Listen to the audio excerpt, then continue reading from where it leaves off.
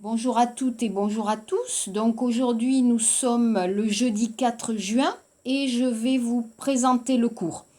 Donc on va travailler beaucoup cette semaine, la semaine prochaine et après, avant la semaine d'examen, je vais faire le cours, mais pour vous, vous allez vous reposer un peu la semaine avant l'examen, ok, pour travailler, pour préparer mon examen. Mais je vais vous expliquer la semaine prochaine et sur Kakao Talk, je vais vous expliquer un peu comment nous allons travailler et comment nous allons passer l'examen. Ok?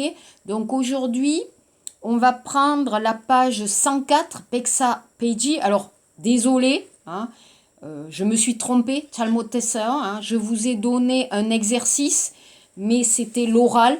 Alors, je suis désolée, mais moi aussi, je suis fatiguée. Donc, je me suis trompée. Ok, donc page 104, Pexa Peji. Regardez l'exercice 12. D'accord? Donc, mettez dans l'ordre. Donc, attention, toujours le sujet, le pronom, complément d'objet indirect, le verbe, attention à la négation. Alors, écoutez, la phrase 1. Vous lui laissez un message. Vous lui laissez un message. 2. Tu m'indiques le chemin. 3. Nous te parlons calmement. 4. Elle leur écrit rarement. 5. Il t'explique lentement. 6. On vous répond par mail. 7. Vous lui téléphonez demain. Donc, regardez bien la place du pronom.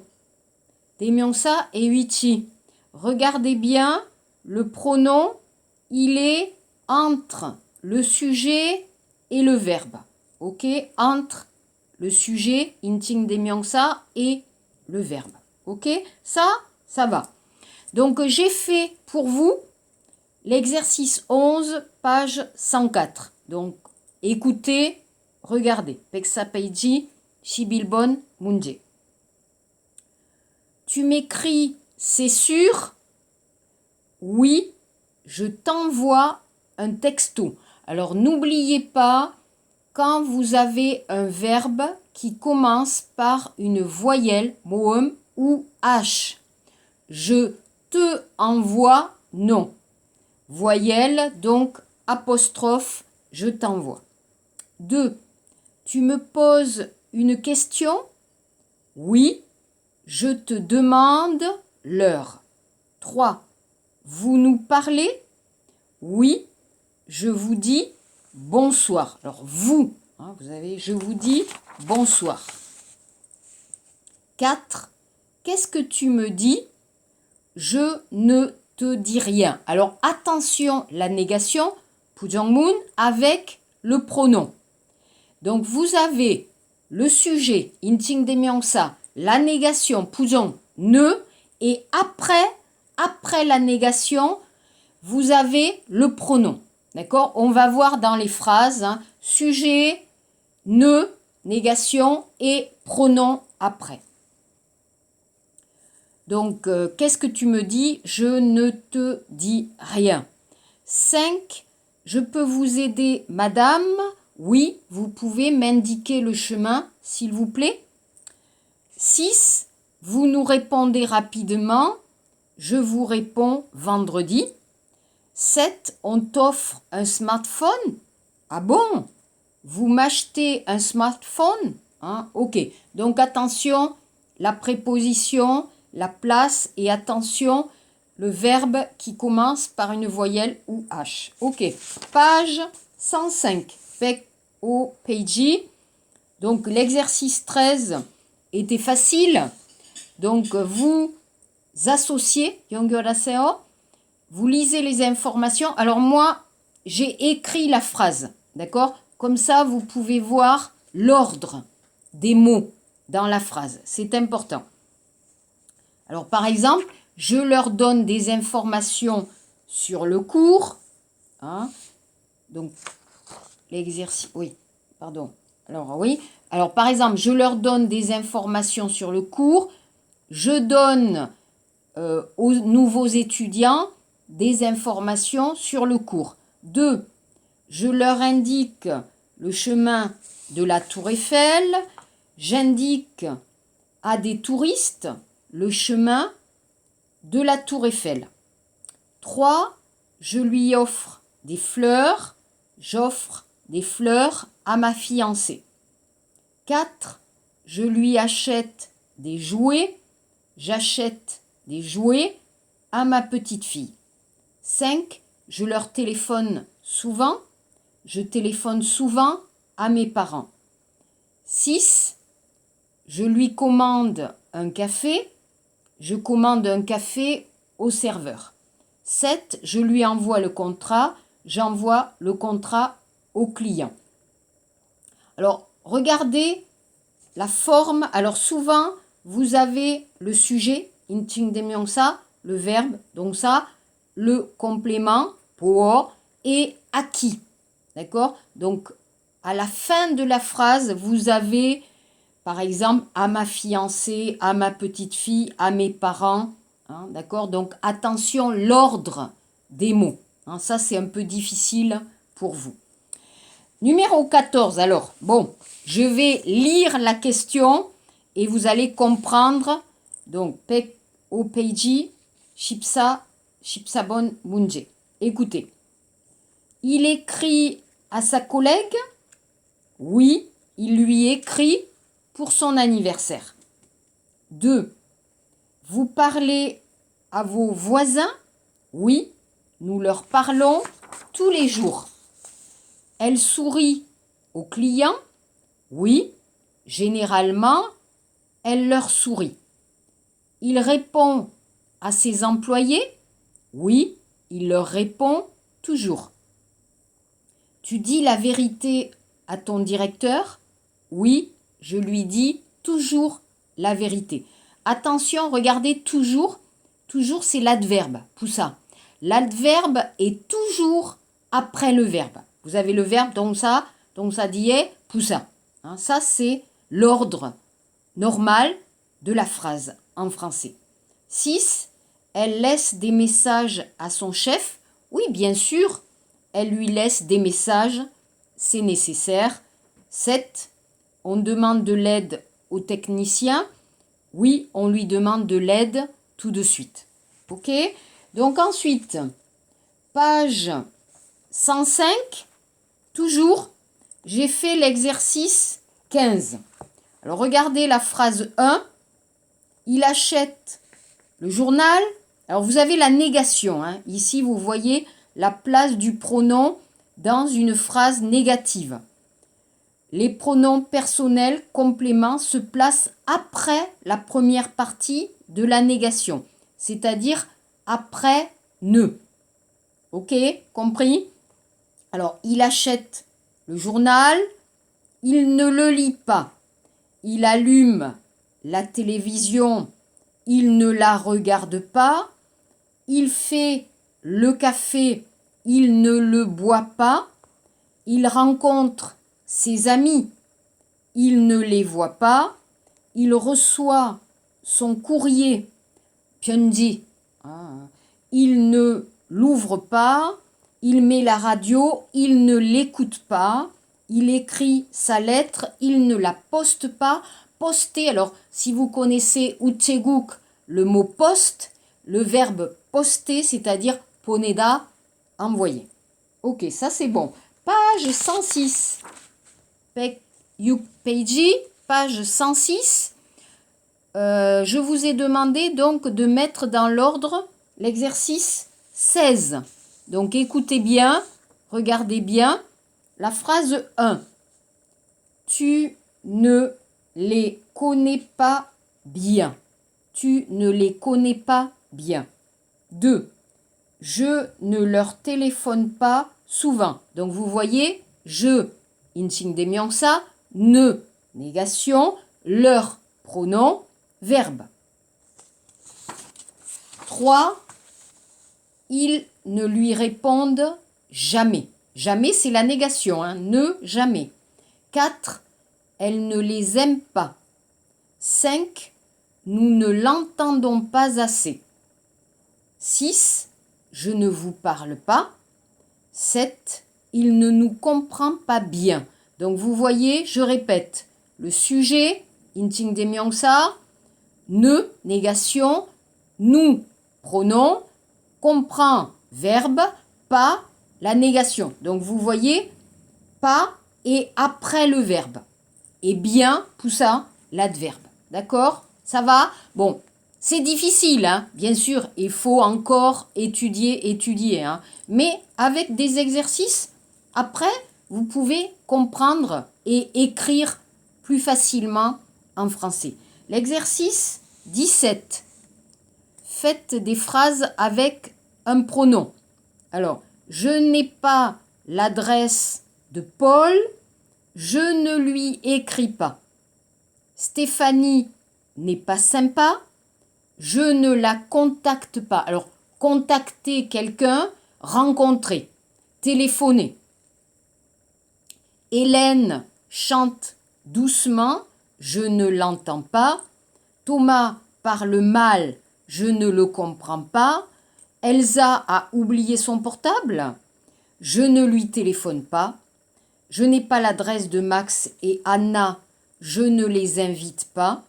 J'ai une mauvaise relation, Saiga Anjoyo, avec mes cousins, je ne leur parle pas. Ok? Donc attention, je répète toujours la place du pronom.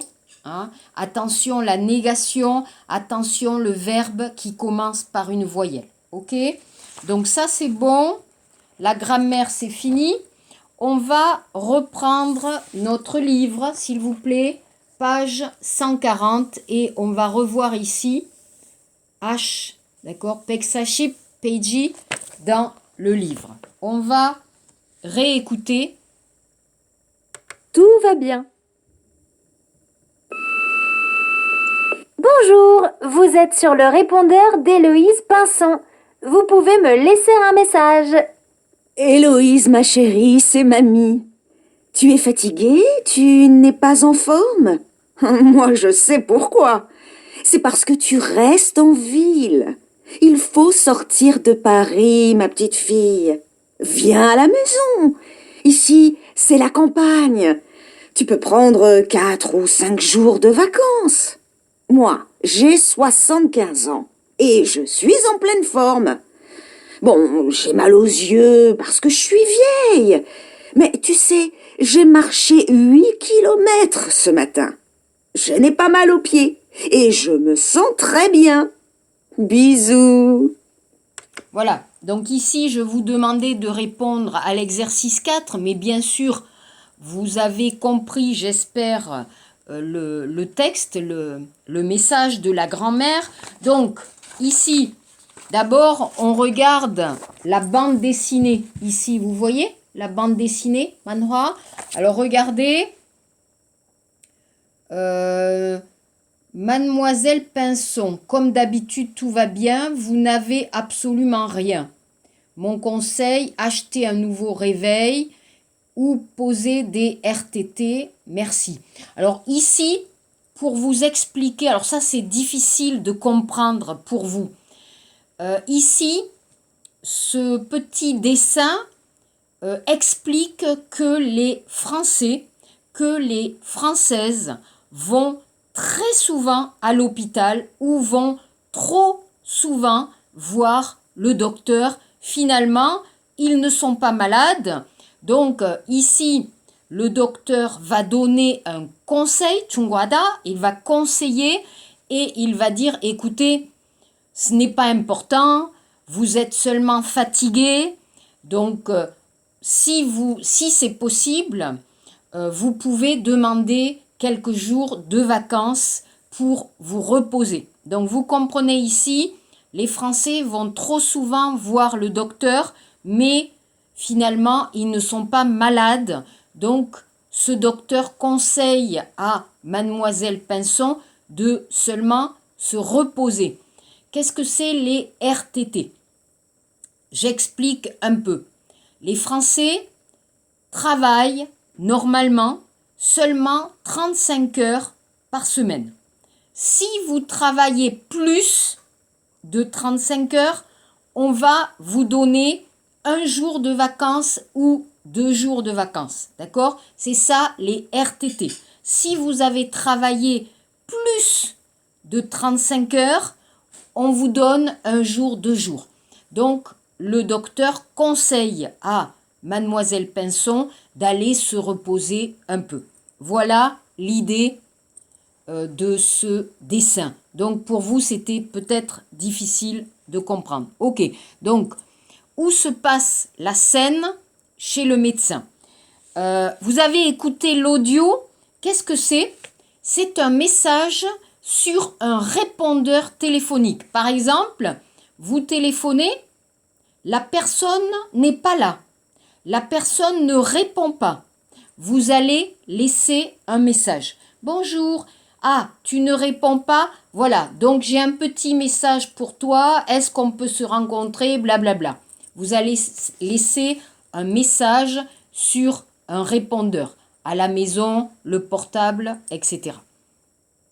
Que propose la grand-mère à sa petite fille? Pourquoi? Donc, la grand-mère, elle sait que Héloïse est fatiguée. Donc, elle lui propose de quitter Paris et de venir se reposer quelques jours chez elle à la campagne. Pourquoi?